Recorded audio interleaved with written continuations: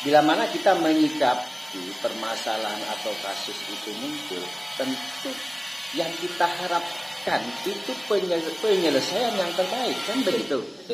Iya, penyelesaian yang terbaik, bukan memperkeruh suasana permasalahan.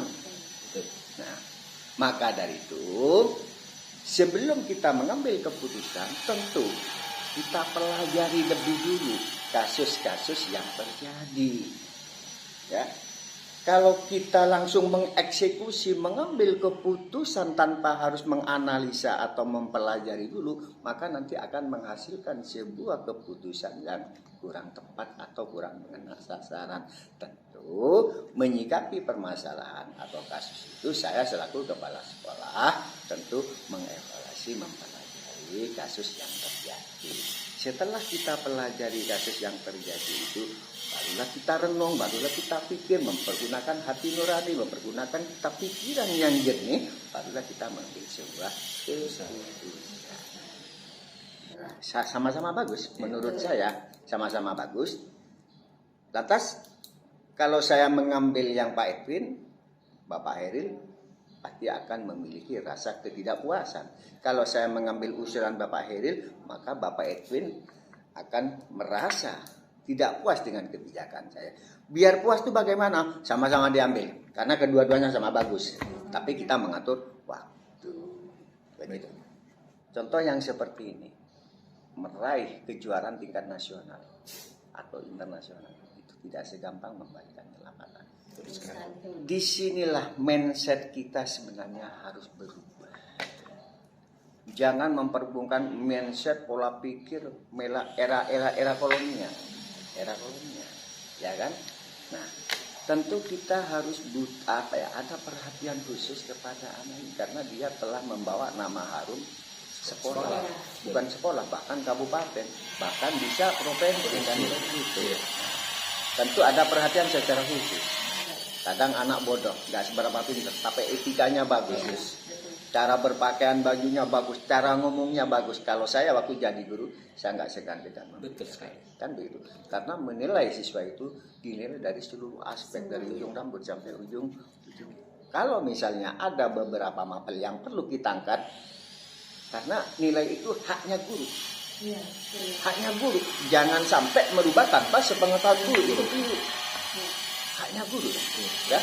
Maka ya kita musyawarahkan lah. Kita panggil dua guru mapel itu yang mungkin nilainya perlu kita perbaiki biar nasib ke depan anak itu cemerlang, kan begitu ya.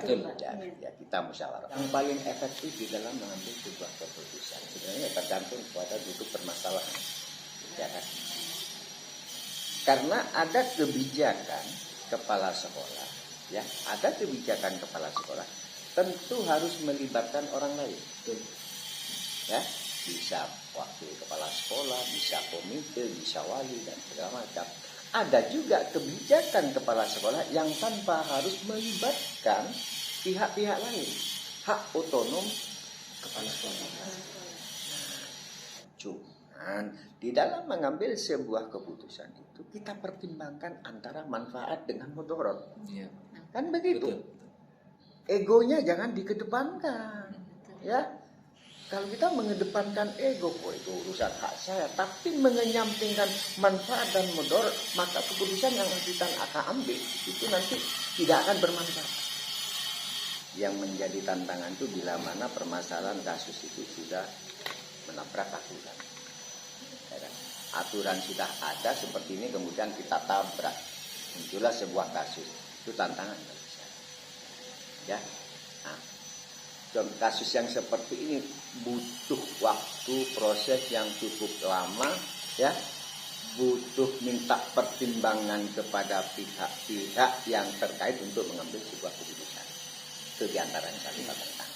Ya, saya rasa keputusan atau kebijakan itu tidak akan terjatuh. Yang akan terjadi itu agenda kegiatan. Tapi yang namanya keputusan tergantung situasi dan kondisi. Dikala muncul suatu permasalahan, disitulah kita butuh yang namanya keputusan. Kalau terjadwal saya rasa tidak. Tapi kalau agenda kegiatan seorang kepala sekolah atau pintar memang harus terjadwal. Ya. Jadi saya mengambil sebuah keputusan tidak memandang siapa yang yang akan saya beri kebijakan atau saya beri keputusan, ya. Jadi kita tetap mengacu kepada aturan yang ada, ya, aturan yang ada. Keputusan itu yang pertama yang kita petik, wawasan kita akan bertambah, ilmu kita akan bertambah, pengalaman kita akan bertambah bila mana kita menyikapi terhadap satu permasalahan yang perlu dibutuhkan sebuah keputusan untuk kita. Itu ajalah yang baik. Ilmu bertambah, pengalaman bertambah, ya. Baik, Pak.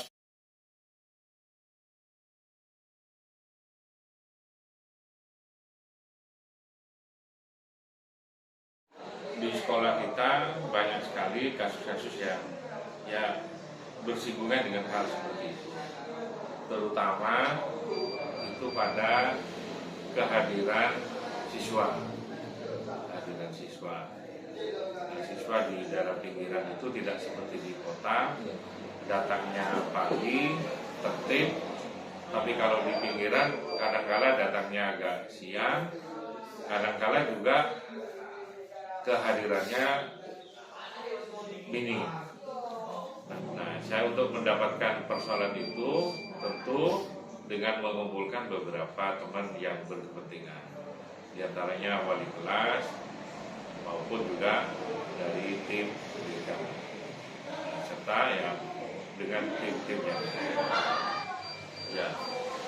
Terima kasih.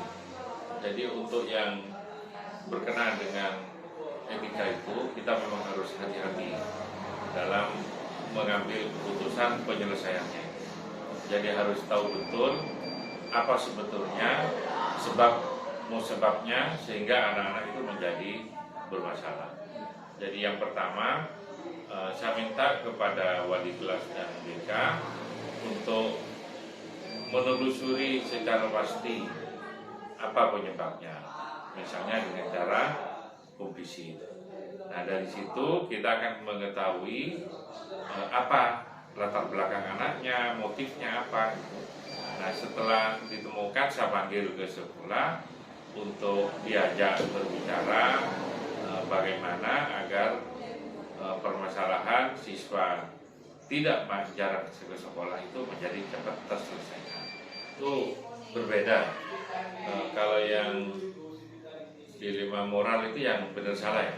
Dilema etika benar-benar lawan benar. Ya, jadi kalau itu kita harus hati-hati,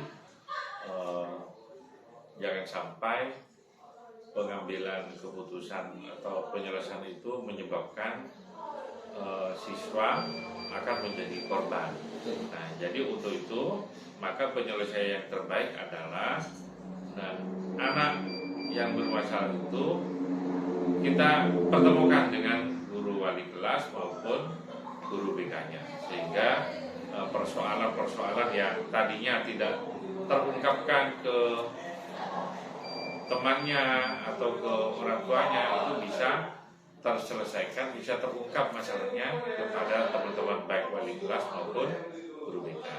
Tapi alhamdulillah kesabaran dari teman-teman untuk selalu komplisit kepada setiap siswa yang bermasalah itu rata-rata memang menghasilkan. Ya. Nah, tantangan yang terberat itu justru dari mindset teman-teman guru kita, karena tidak semua pendidik itu merasa nyaman dengan memberikan kelonggaran pada anak-anak yang bermasalah.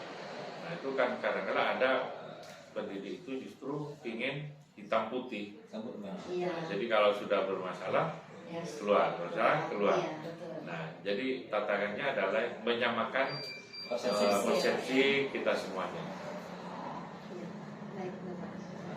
Terima kasih.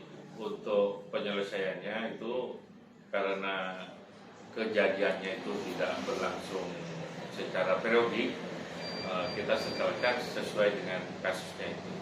Tapi sewaktu-waktu karena kita sering ada koordinasi juga mempertanyakan apakah ada persoalan-persoalan yang muncul seperti siswa jarang masuk ke sekolah atau mungkin yang lain. Tapi karena ini kasus yang tidak berlangsung sering, maka saya tidak secara periodik, tetapi insidental, ya, tapi dengan jelas mengumpulkan teman-teman yang berkepentingan. Ya, banyak itu, banyak karena memang guru-guru kita banyak yang lulus calon guru penggerak angkatan kelima, jadi rata-rata sudah paham bagaimana menyelesaikan masalah seperti itu. Karena kalau yang sebelum ada sekolah penggerak kan jarang muncul pendekatan dilematika, penomoran gitu. Yang ada pokoknya melanggar dengan tata tertib sekolah, penyelesaiannya begini. Terima kasih. Tentu ini akan menambah wawasan saya juga tentang penyelesaian kasus dengan dilematika dan moral ini.